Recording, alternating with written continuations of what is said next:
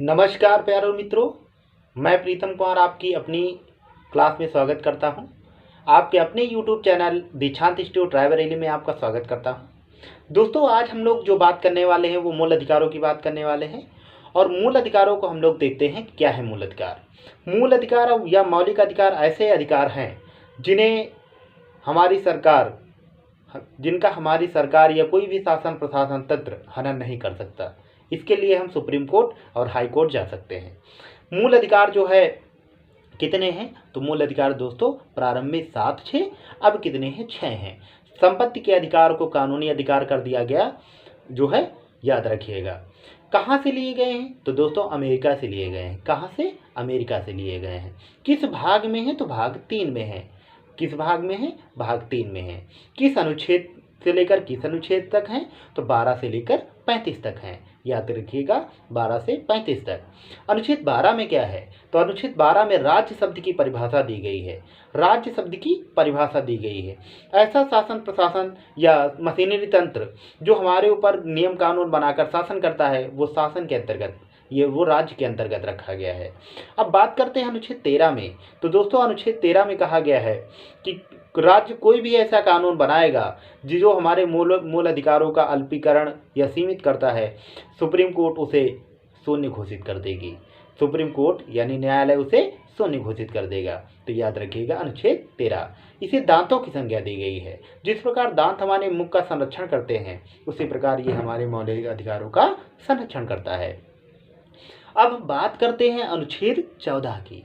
तो दोस्तों 14 से लेकर 18 तक क्या है, तो 14 से लेकर 18 तक जो है समता का अधिकार है। क्या है, समता या समानता का अधिकार। अनुच्छेद 14 में क्या है, तो विधि के समक्ष समता कहा गया है। कहाँ से लिया गया ये, तो ब्रिटेन से लिया गया है। कहाँ से, ब्रिटेन से। अनुच्छेद 14 में कहा गया है विधियों के समान संरक्षण।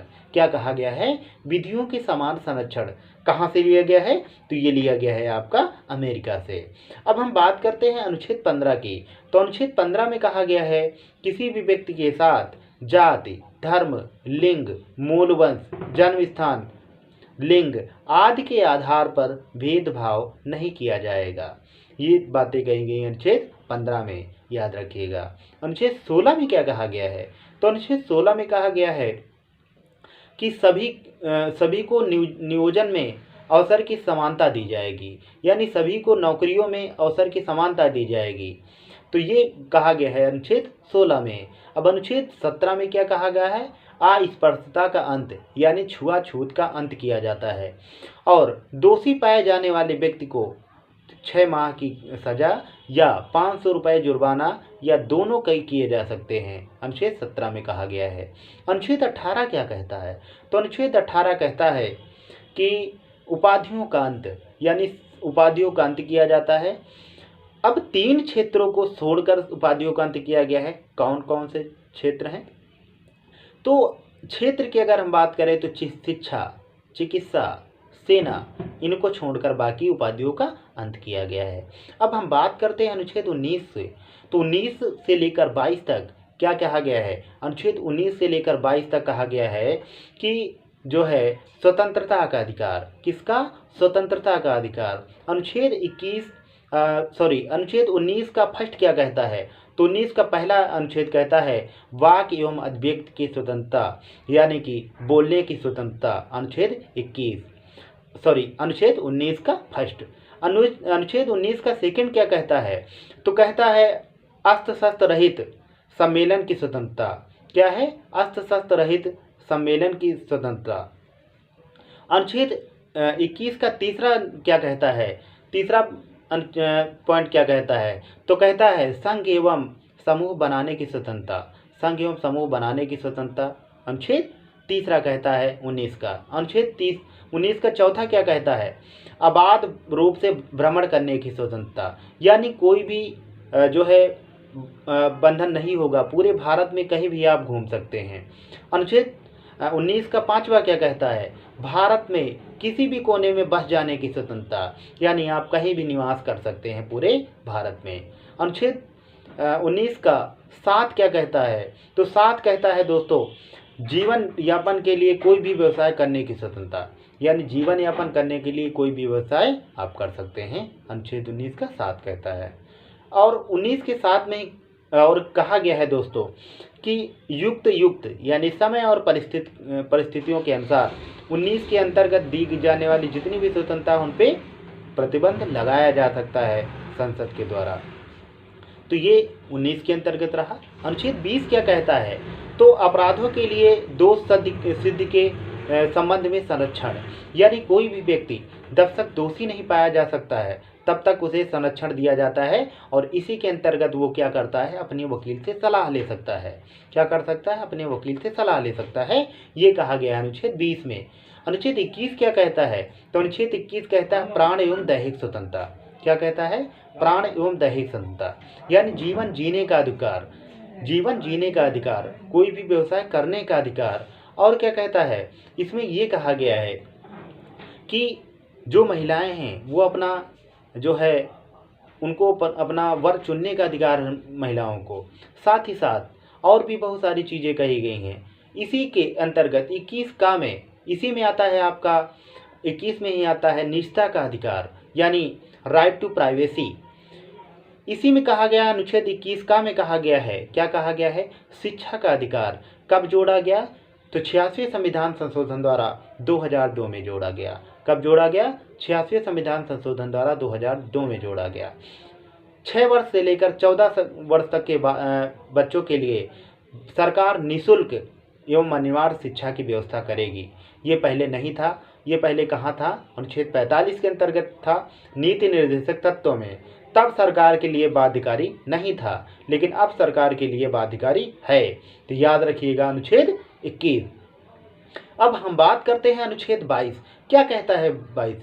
कुछ दशाओं में गिरफ्तारी एवं निरोध से संरक्षण।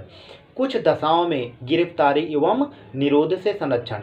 क्या कहा गया है? कुछ दशाओं में गिरफ्तारी एवं निरोध से संरक्षण, यानी कि कुछ दशाओं में गिरफ्तारी एवं निरोध से संरक्षण, जिसमें कहा गया है कि निवारक नज़रबंदी एवं शत्रु अन्यादेशी को छोड़कर।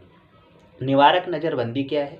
अगर सरकार को लगेगा कि आपसे की वजह से शांति व्यवस्था भंग हो रही है या किसी को कोई खतरा है तो आपको नज़रबंद किया जा सकता है। उसके खिलाफ आप जो है कोर्ट में नहीं जा सकते। दूसरा, शत्रु अन्यादेशी, यानी अगर कोई भी दूसरे देश का व्यक्ति या कोई ऐसी चीज़ें हैं जिससे कोई भी खतरा है तो उसे भी बंद किया जा सकता है, कैद किया जा सकता है। और इसी में कहा गया है कि अगर आपको गिरफ्तार किया जाएगा तो बताया जाएगा क्यों गिरफ्तार किया जाएगा। 24 घंटे के अंदर मजिस्ट्रेट के सामने आपको पेश किया जाएगा। लेकिन दोस्तों याद रखना, इसमें क्या है? यात्रा का जो टाइम है, समय है, वो नहीं जोड़ा जाता, याद रखिएगा। अब हम बात करते हैं अनुच्छेद 23 की। तो 23 और 24 में क्या कहा गया है? शोषण के विरुद्ध अधिकार। क्या कहा गया है दोस्तों? शोषण के विरुद्ध अधिकार, यानी शोषण आपका होता है तो उसके विरुद्ध आप अधिकार है। इसी में कहा गया अनुच्छेद 23 में क्या कहा गया है? तो बलात् श्रम, बेगार, मानव दुर्व्यापार, इन सारी चीज़ों पे को निषेध किया गया है, यानी रोका गया है अनुच्छेद 23 के अंतर्गत। अनुच्छेद 24 क्या कहता है? तो 24 ये कहता है कि बाल श्रम निषेध, यानी बालकों को श्रम निषेध कहा गया है। कहा गया है 14 वर्ष से कम आयु के बालक को किसी भी ऐसी जगह पे नहीं रखा जाएगा जिससे उसको खतरा हो, क्योंकि ये माना जाता है कि वो उतना समझदार नहीं होता है। अनुच्छेद 24 कहता है। अनुच्छेद 25 क्या कहता है? तो दोस्तों 25 में कहा गया है कि 25 से लेकर 28 तक धार्मिक स्वतंत्रता का अधिकार। क्या? धार्मिक स्वतंत्रता का अधिकार। अनुच्छेद जो है 25 से लेकर 28 तक। अनुच्छेद 25 में क्या कहा गया है? किसी भी धर्म को मानने, उसकी उपासना एवं उसके प्रचार प्रसार की स्वतंत्रता, अनुच्छेद 25 कहता है। अनुच्छेद 26 क्या कहता है? अनुच्छेद 26 क्या कहता है? किसी धार्मिक कार्यों की प्रबंधन की स्वतंत्रता, धार्मिक कार्यों की प्रबंधन की स्वतंत्रता। तो याद रखिएगा अनुच्छेद 26 में कहा गया है। लेकिन सार्वजनिक स्वास्थ्य, सार्वजनिक स्वास्थ्य, लोक व्यवस्था को देखते हुए ये आपको छूट दी जाएगी। अनुच्छेद 27 क्या कहता है? तो अनुच्छेद 27 कहता है सरकार किसी व्यक्ति या संस्था की ऐसी जिससे धर्म का विशेष का पोषण होता है। सरकार किसी ऐसी संस्था जिससे धर्म विशेष का पोषण होता है उस पर कर नहीं लगाएगी, उस पर कर नहीं लगाएगी, अनुच्छेद 27 कहता है। अनुच्छेद 28 क्या कहता है? तो अनुच्छेद 28 क्या कहता है? कुछ शिक्षण संस्थानों में धार्मिक शिक्षा की देने की छूट होगी। इसी के अंतर्गत जैसे आपके मदरसे हैं, आपके मकतब हैं, गुरुकुल है, ये धार्मिक शिक्षाएं देते हैं। और क्या कहा गया है अनुच्छेद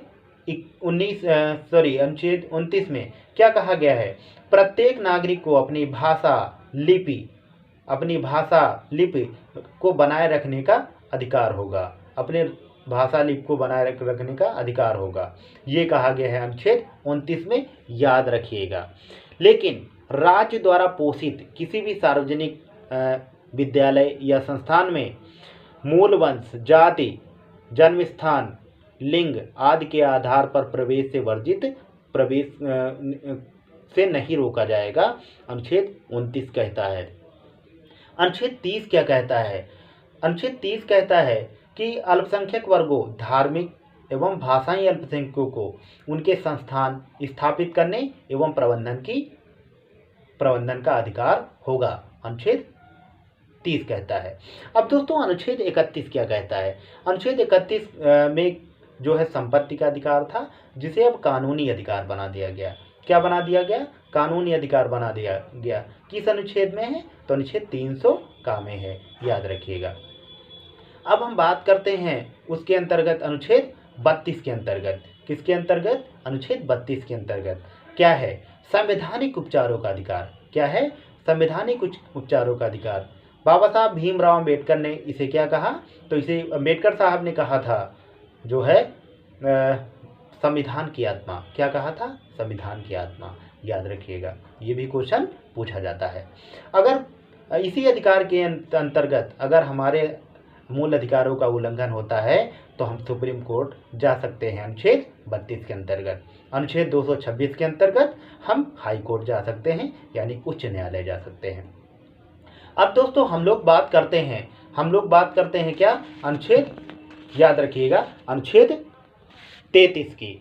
33 क्या कहता है? संसद को यह अधिकार है कि समय और परिस्थिति के संसद को अधिकार प्राप्त है कि सशस्त्र बलों जैसे पुलिस बल, खुफिया एजेंसी जैसे IB, CBI, रॉ आदि के मूल अधिकारों पर समय और परिस्थिति के अनुरूप जो है प्रतिबंध लगाया जा सकता है। अनुच्छेद क्या कहता है? 33 कहता है। अब अनुच्छेद 34 क्या कहता है? सेना विधि जैसे ब्रैकेट में मार्शल लॉ जहाँ पर लागू होगा वहाँ पर मूल अधिकारों को संरक्षण नहीं दिया जाएगा, और इसके खिलाफ आप क्या है? सुप्रीम कोर्ट और हाई कोर्ट नहीं जा सकते हैं, क्योंकि दोस्तों जो सेना का न्यायालय वो अलग होता है, उसकी कार्रवाई अलग होती है, याद रखिएगा। अनुच्छेद 34 में कहा गया है।